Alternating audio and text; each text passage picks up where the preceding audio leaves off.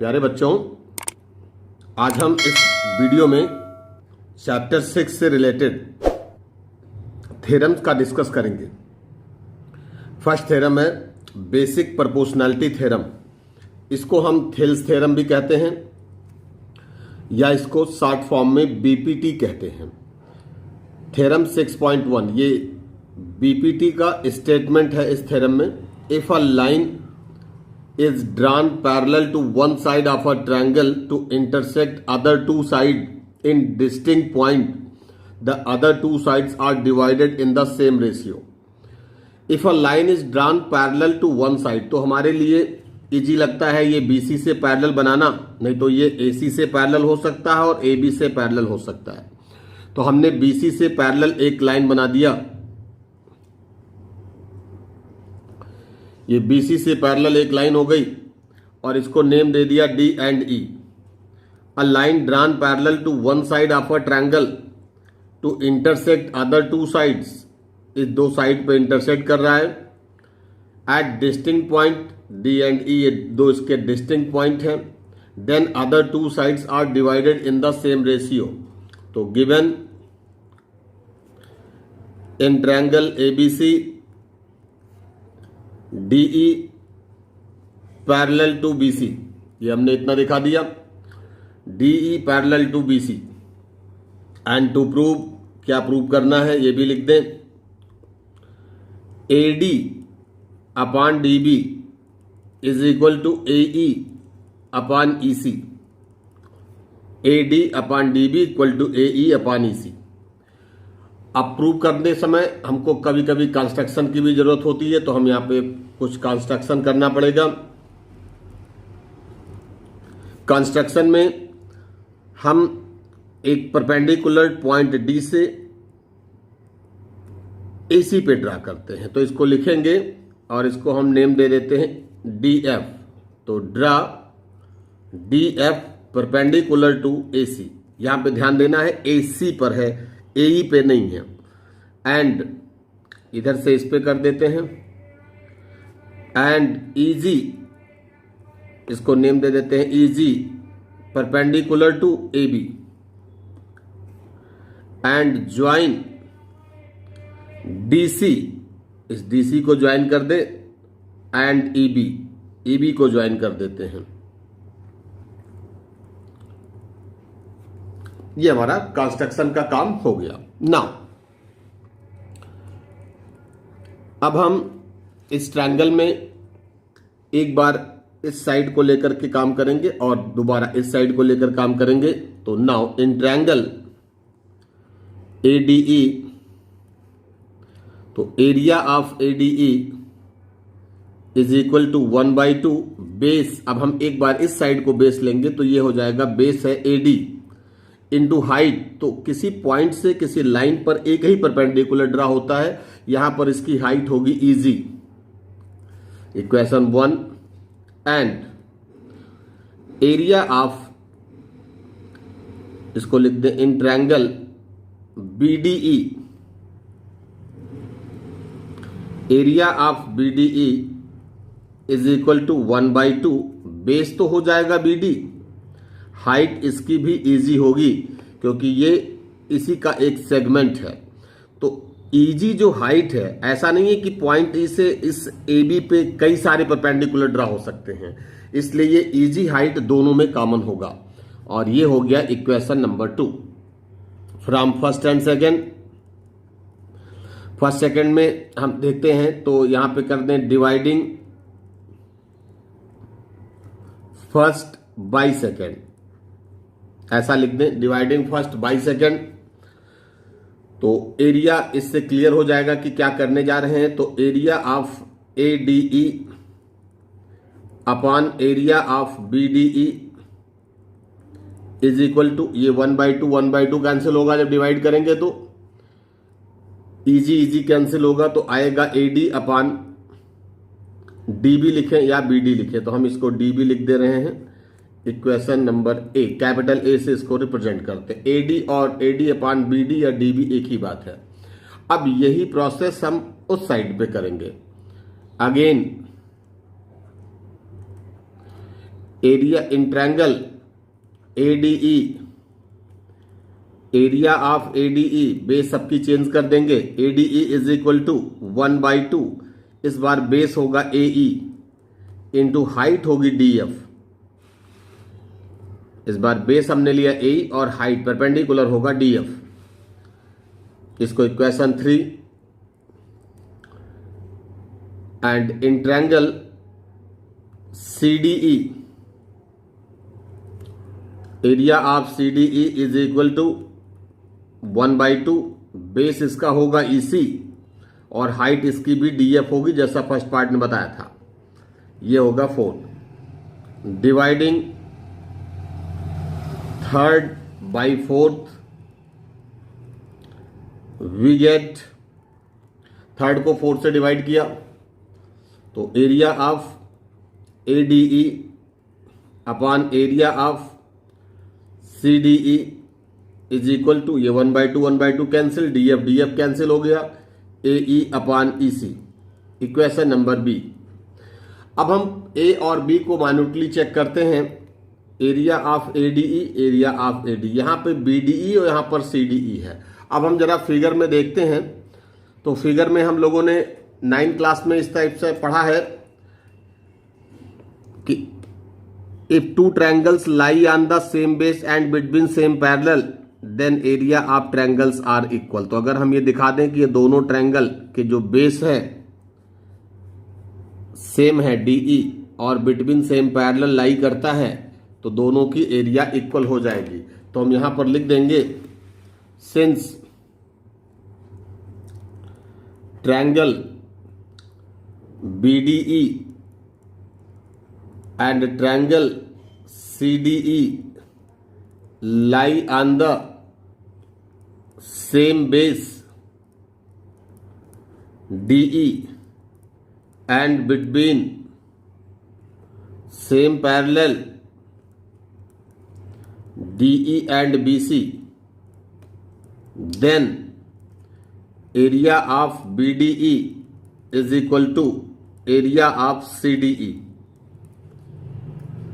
अब दोनों की एरिया इक्वल हो गई। A और B में जो डिनोमिनेटर में टर्म दिए गए थे उन दोनों की एरिया इक्वल हो गई। BDE और CDE इक्वल और न्यूमरेटर पहले से इक्वल था, इसका मतलब कि ये पूरा पार्ट ये और ये इक्वल हो गया।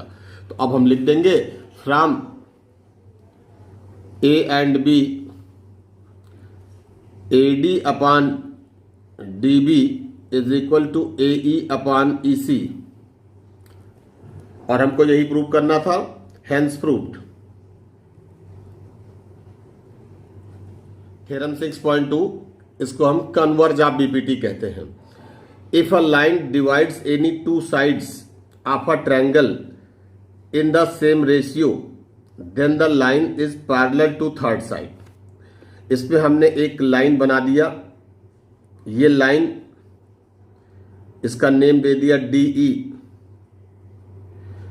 तो if a line divides any two sides of a triangle in the same ratio, तो ये जो लाइन है ये दो साइड को सेम रेशियो में डिवाइड करती है। तो इसका मतलब यहां पर हम लिखेंगे given AD upon DB is equal to AE upon EC। ये लिखेंगे क्योंकि ये गिवन है। वहां पे फर्स्ट थ्योरम में हमने इसको प्रूव किया था और इस थ्योरम में ये गिवन है and we have to prove that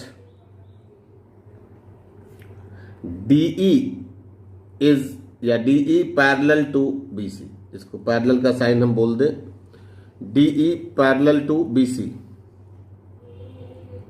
ये प्रूव करना है। DE parallel to BC। Now अब हम सपोज कर लें, कंस्ट्रक्शन कर लेते हैं। कंस्ट्रक्शन, अब कंस्ट्रक्शन ये करेंगे कि DE पैरेलल टू BC नहीं है तो हमने यहां से एक लाइन ड्रा किया DF और इसको मान लिया कि पैरेलल टू BC है। Construction draw DF parallel to BC। अब हमने कंस्ट्रक्शन में दिखाया कि draw DF parallel to BC। तो देन बाय बीपीटी, जब इसको हम 1 दे देते हैं, जब पैरेलल लाइन की कंडीशन दिखाई देती है इस टाइप से तो बीपीटी तुरंत लगेगा, देन बाय बीपीटी। तो बीपीटी क्या कहता है कि AD upon DB is equal to AF upon FC, AF upon FC। Equation number 2 from first and second, तो फर्स्ट सेकेंड की जब हम बात करेंगे तो दोनों का LHS इक्वल आ रहा है।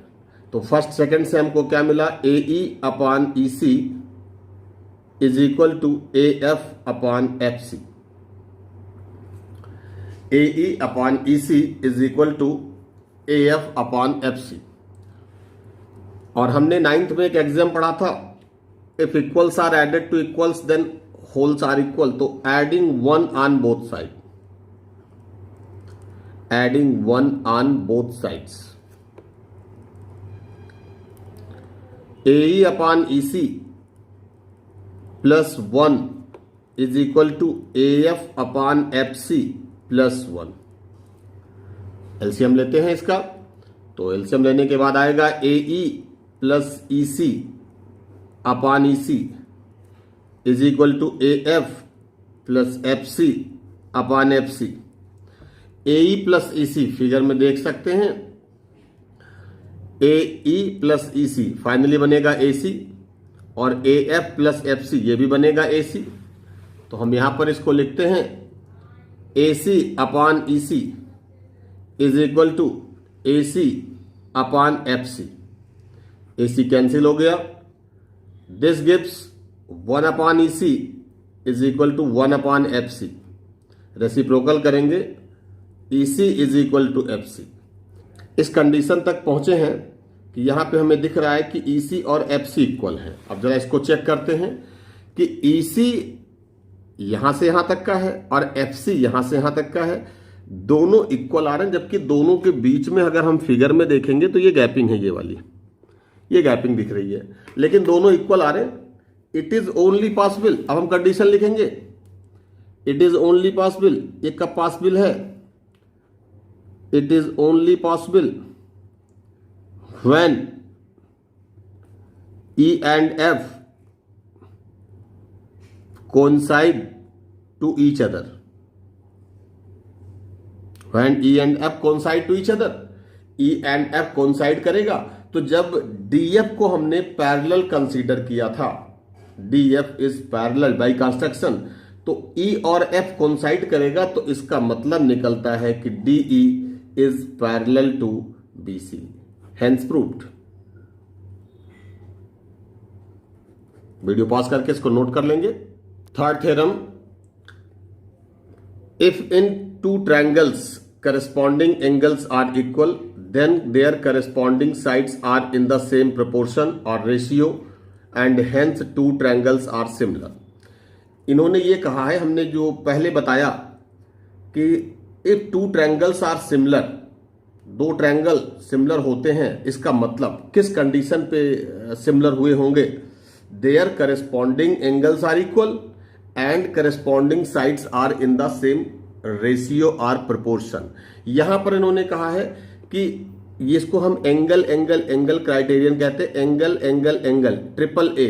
तो यहां पे आता है if in 2 triangles corresponding angles are equal. तो अगर हम ये मान लें कि एक ट्रायंगल ABC था, दूसरा ट्रायंगल DEF था, तो करस्पॉन्डिंग एंगल का मतलब कि angle A equal to angle D given है, angle B equal to angle E given है। इसको डबल मार्क कर दें,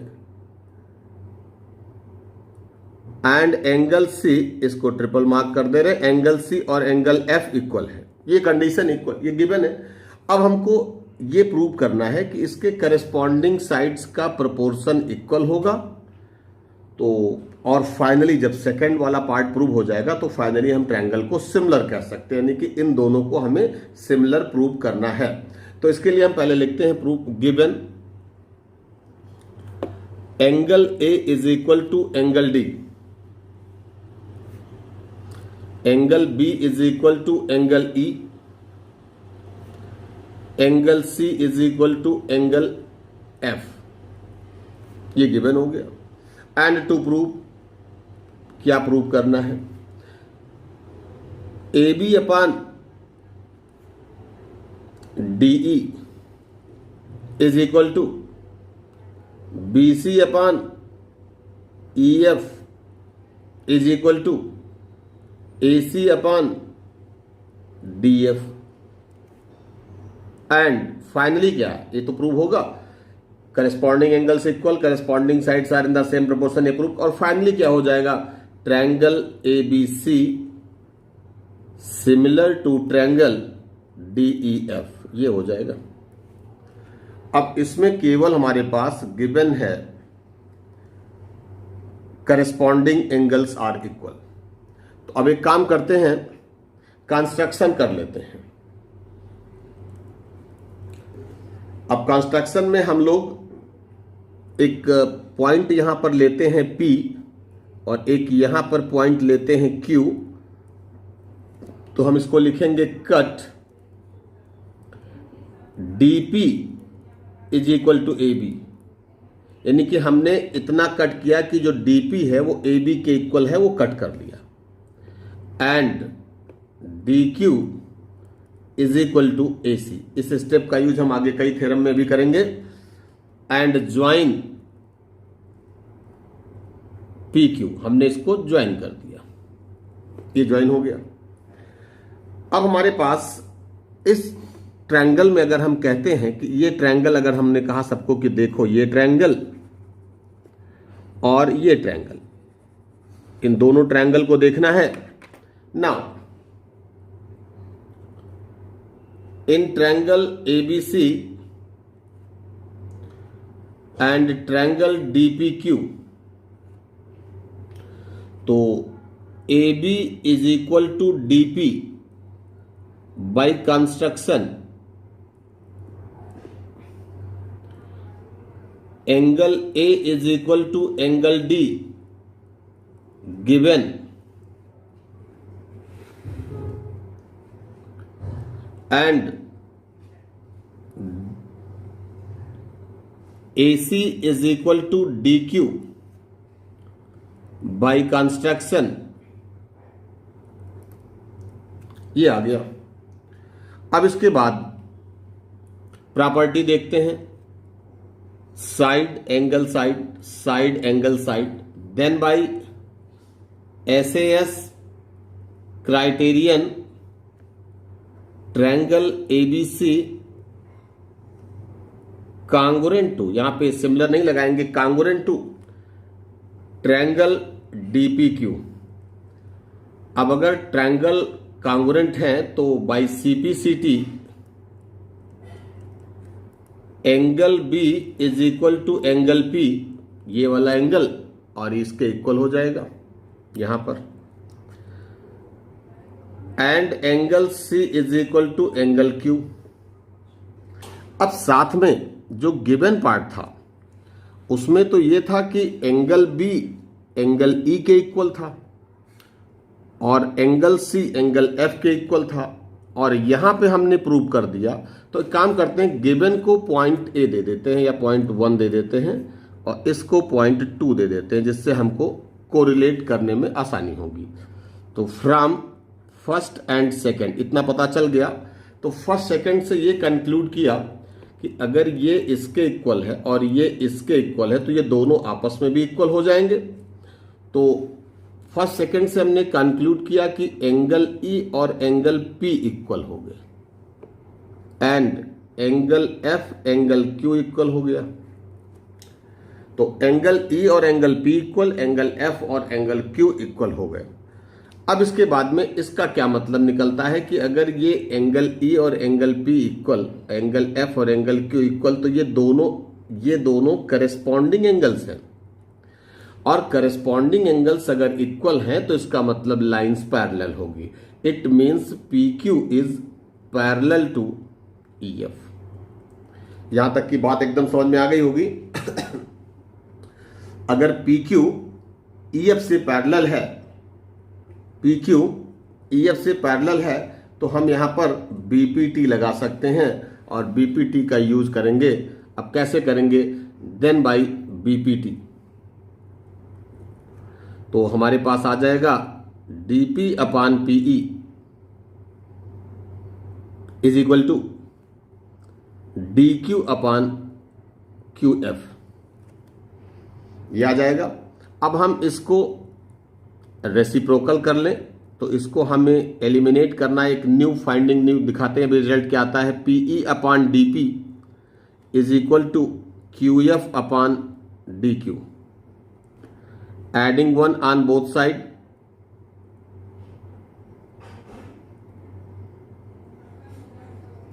अब इसमें हम दोनों तरफ 1 ऐड करेंगे। तो 1 ऐड करने के बाद में PE upon DP plus 1 is equal to Q F upon D Q plus 1।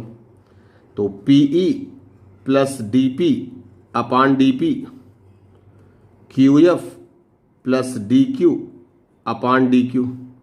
Figure को देख करके बताना है कि जो पीई एंड डीपी ये फाइनली बना लेगा डीई। क्या बना लेगा? DE upon DP is equal to ये बना लेगा डीएफ अपान डीक्यू। एक बार इसका रेसिप्रोकल और कर देते हैं। तो जब एक बार रेसिप्रोकल और कर देंगे तो ये बना लेगा DP upon DE is equal to DQ upon DF. हम इतनी जो प्रूविंग किए हैं बाई बीपीटी लगा के, बाई बीपीटी करके फिर ये लिखा, फिर रेसिप्रोकल, फिर 1 ऐड करके यहां तक लाना। हम बीपीटी के बाद डायरेक्टली भी अब ये स्टेप बराबर यूज करेंगे। बहुत ध्यान से समझना इसको, क्योंकि ये वही स्टेप है लेकिन हमने इसको फर्स्ट टाइम बताया था तो इसलिए पूरा सॉल्व किया है। तो अब हम डीपी, अभी हमने कंस्ट्रक्शन में ऊपर दिखाते हैं कि कंस्ट्रक्शन में डीपी को क्या लिखा था। बाई कंस्ट्रक्शन डीपी और ए बी इक्वल थे, डीक्यू और ए सी इक्वल थे।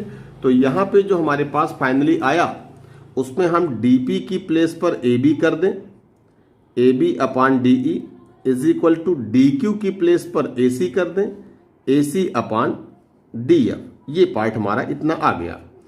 Similarly A B upon DE is equal to B C upon E F, इसी मेथड से भी आ जाएगा।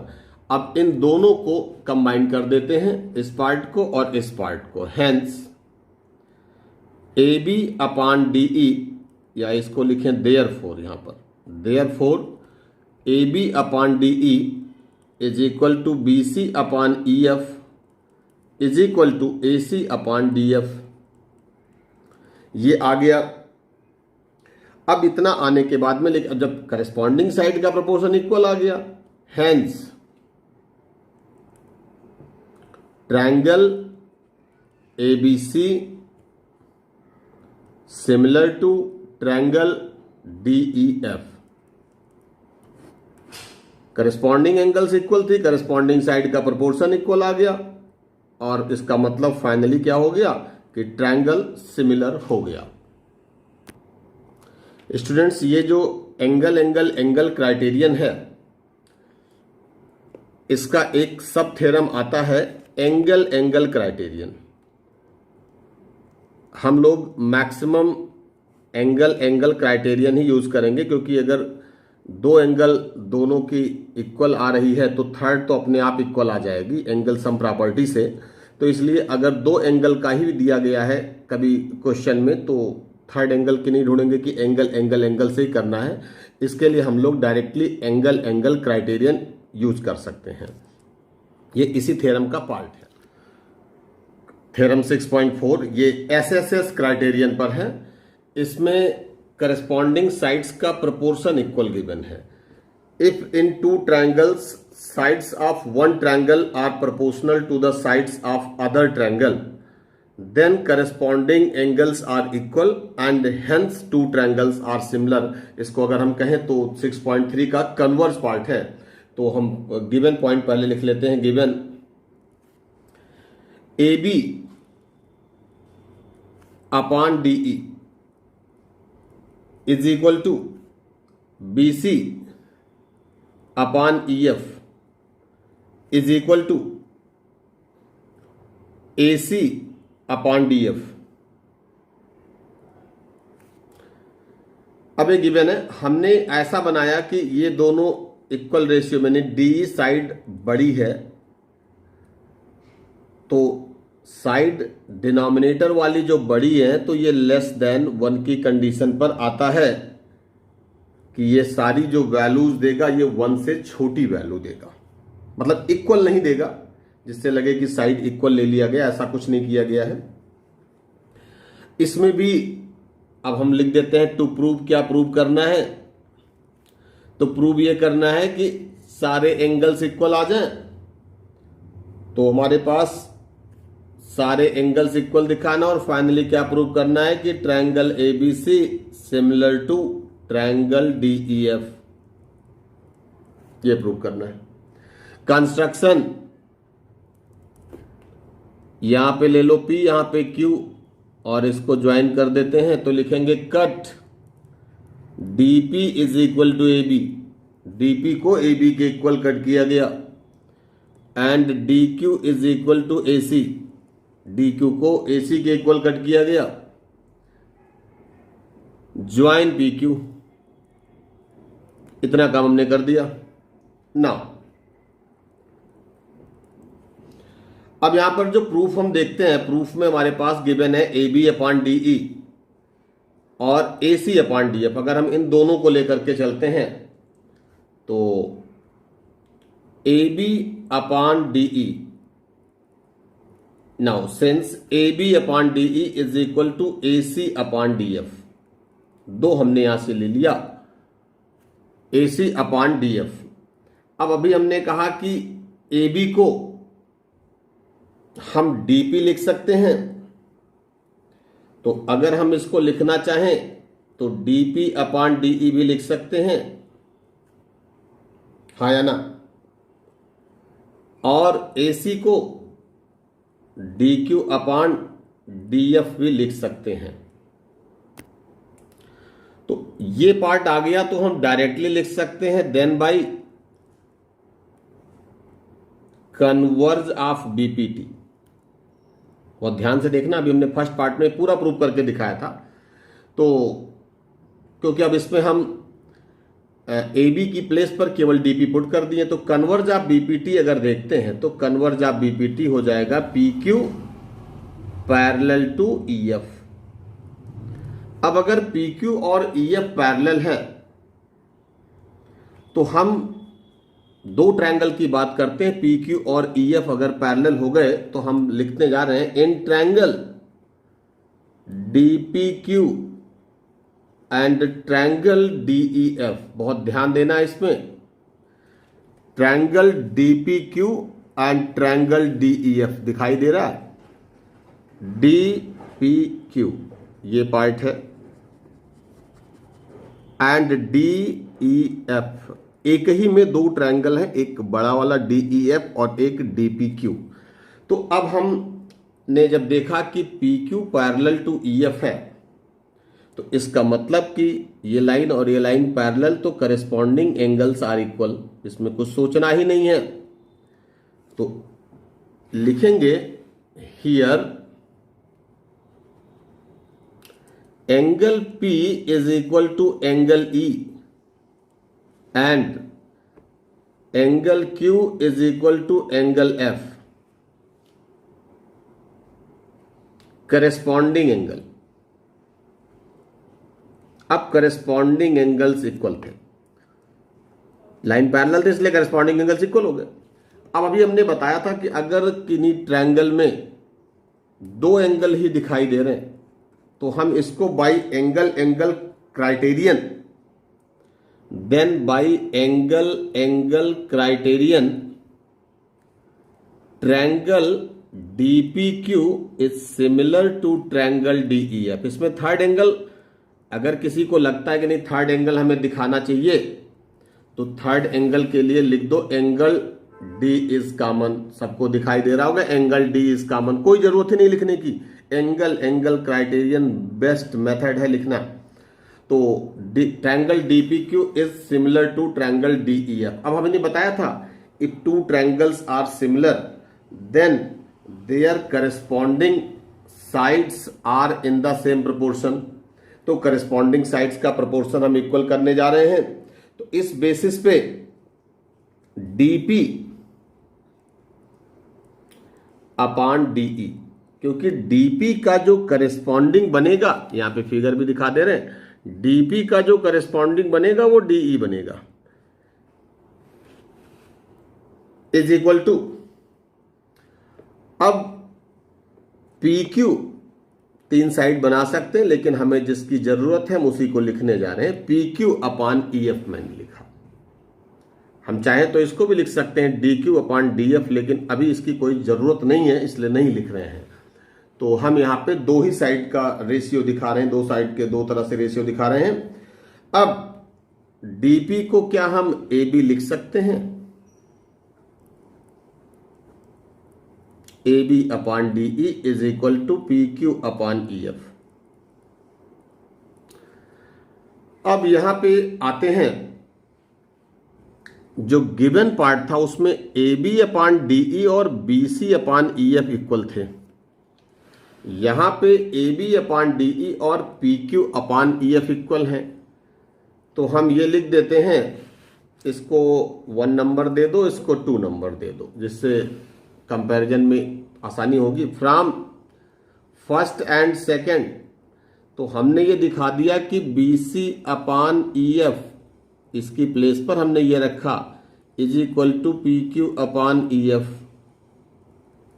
EF कैंसिल, तो BC is equal to PQ।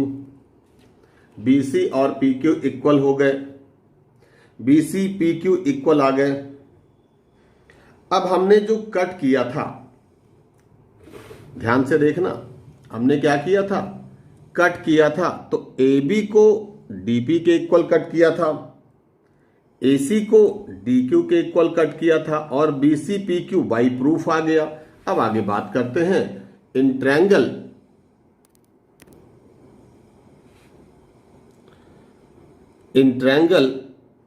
ABC and triangle DPQ, इन दोनों में देख रहे हैं। तो AB is equal to DP by construction, BC is equal to PQ by proof, and AC is equal to DQ by construction, then by SSS criterion, triangle ABC is congruent to triangle DPQ। ये दोनों triangle congruent हो गए। Then by CPCT, तो angle A is equal to angle D, angle B is equal to angle P, angle C is equal to angle Q। तो ये तो angle ऐसे ही रहेगा, angle A equal to angle D। अभी हमने ऊपर दिखाया था कि फिगर में करस्पॉन्डिंग एंगल से कि P और E भी इक्वल हैं। तो इसका मतलब कि हम B को E के इक्वल दिखा दें, कोई दिक्कत तो नहीं हो रही किसी को इस पे। तो angle B is equal to angle E और एंगल C को F के इक्वल दिखा दें। तो करस्पॉन्डिंग साइड्स का तो प्रोपोर्शन पहले से ही इक्वल था, करस्पॉन्डिंग एंगल्स भी इक्वल आ गए, and hence triangle ABC similar to triangle DEF, hence proved. Theorem 6.5 ये साइड एंगल साइड क्राइटेरियन के पे बेस्ड है।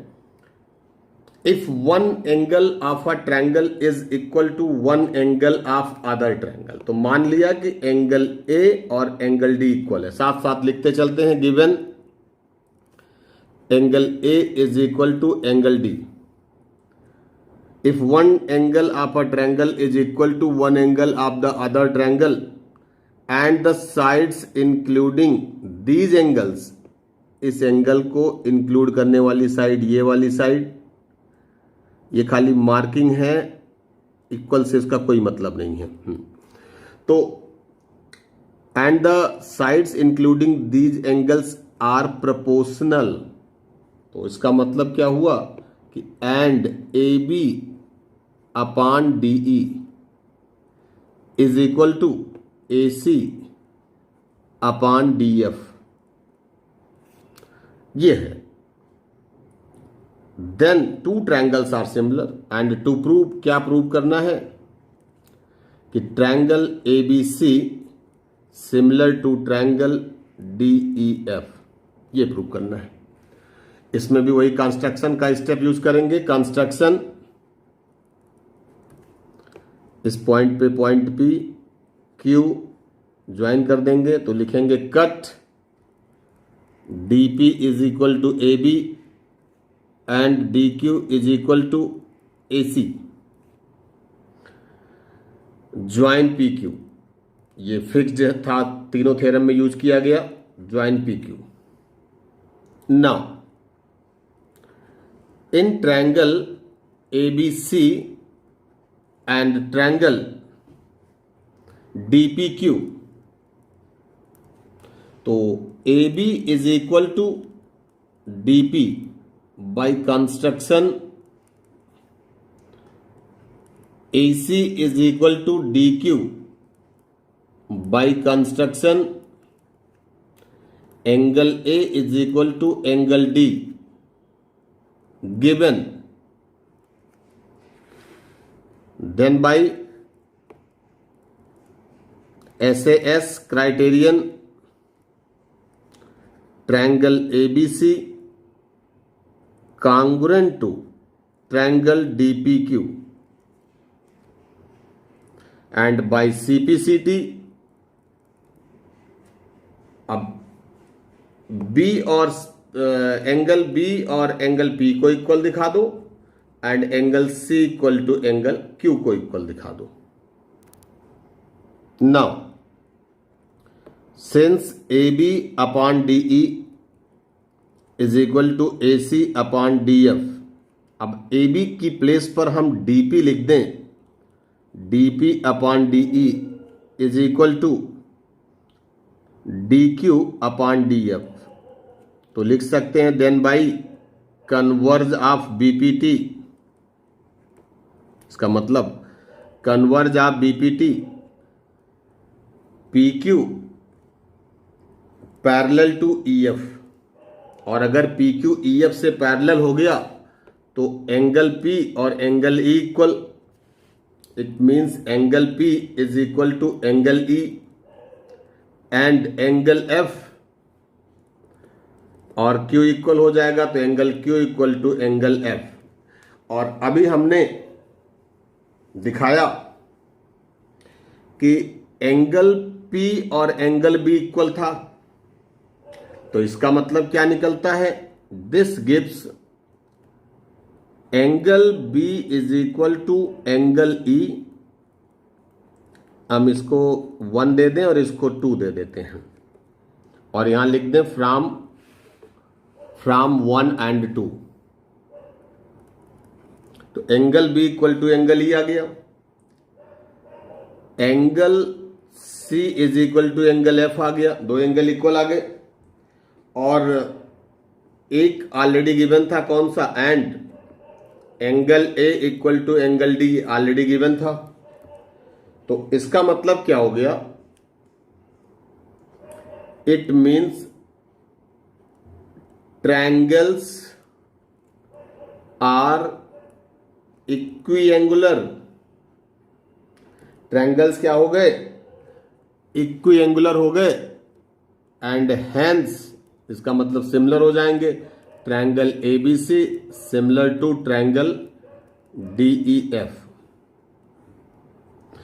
तो स्टूडेंट, इस वीडियो में हमने 5 थ्योरम्स बताए, नेक्स्ट वीडियो में 4 थ्योरम्स और हैं, जिसमें most important theorem Pythagoras theorem and converse of Pythagoras theorem भी है। तो वीडियो अच्छा लगा हो तो कमेंट जरूर करें। Thank you so much.